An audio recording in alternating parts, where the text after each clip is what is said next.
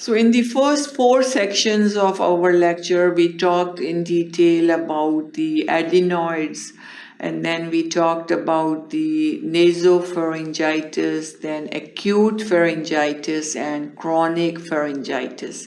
So in this section now we will discuss 2 other conditions that can lead to pharyngitis, and these are the atrophic type of pharyngitis.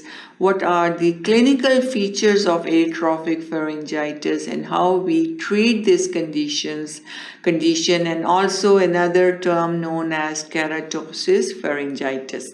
So in this section we will talk about atrophic pharyngitis and the keratosis pharyngitis. Atrophic pharyngitis is a form of chronic pharyngitis seen in patients of atrophic rhinitis. So patients who have atrophic rhinitis, they develop atrophic pharyngitis, and it is a form of chronic pharyngitis that persists for a long period of time. Atrophy of mucosa, mucus gland, there is scanty mucus production. So as the name shows, atrophy is the shrinkage of the pharynx. So atrophic pharyngitis, in this there is atrophy of the mucosa and the mucus producing glands, and when there is atrophy of mucus gland, definitely there is decreased production or secretion of the mucus also. There is formation of crust in atrophic pharyngitis, and there is foul smelling present. Foul smell from the mouth is present. So infection which cause atrophic pharyngitis leads to foul smelling.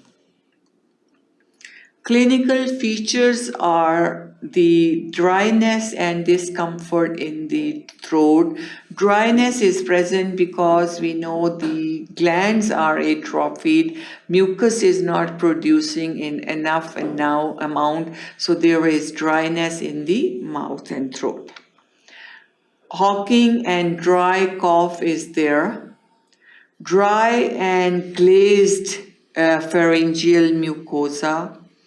And there is presence of crust.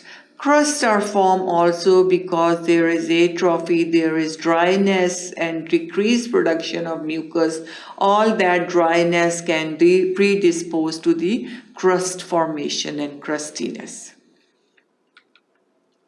Treatment of atrophic pharyngitis is the same as for atrophic rhinitis. Removal of crust is important because they are formed in an abundance. Promoting secretion, secretions are decreased, mucus production is decreased, so any treatment that helps in the production of mucus or increasing the secretion are helpful. Alkaline solution or pharyngeal irrigation, Mandel's paint application, and potassium iodide. These are the treatment options for atrophic pharyngitis. Then the other type of pharyngitis I want to talk about now is the keratosis pharyngitis. It is a benign condition characterized by horny exertions on the surface of tonsils, pharyngeal wall or lingual tonsil.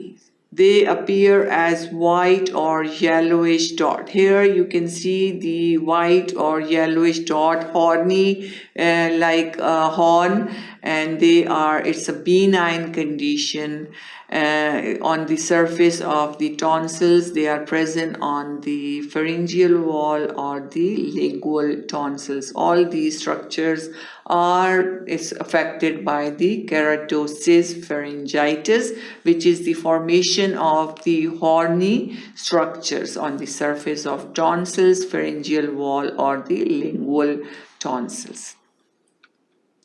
due to hypertrophy and keratinization of epithelium. Again, atrophic pharyngitis was self-explanatory that there is atrophy, and here there is keratosis, keratinization of epithelium leading to the formation of horny structures. It is formally adherent. No constitutional symptoms are present. There is no fever, malaise, no constitutional symptoms associated with keratosis pharyngitis. Spontaneous regression occurs. No specific treatment is required for this pharyngitis. So this was all about our fifth and final section, in which we talked about atrophic pharyngitis and keratosis pharyngitis, and that conclude our lecture of inflammation of the pharynx, in which we covered in detail all the conditions associated with inflammation of the pharynx, the etiology of the inflammation of the pharynx, which we talked in detail about viral type of pharyngitis, fungal pharyngitis, strep throat, complications of strep throat, adenoiditis, signs and symptoms of adenoiditis. Then we talked about acute and chronic pharyngitis, and also about atrophic pharyngitis and keratosis pharyngitis. So that concludes our lecture, inflammation of the pharynx. Thank you for watching sqadia.com.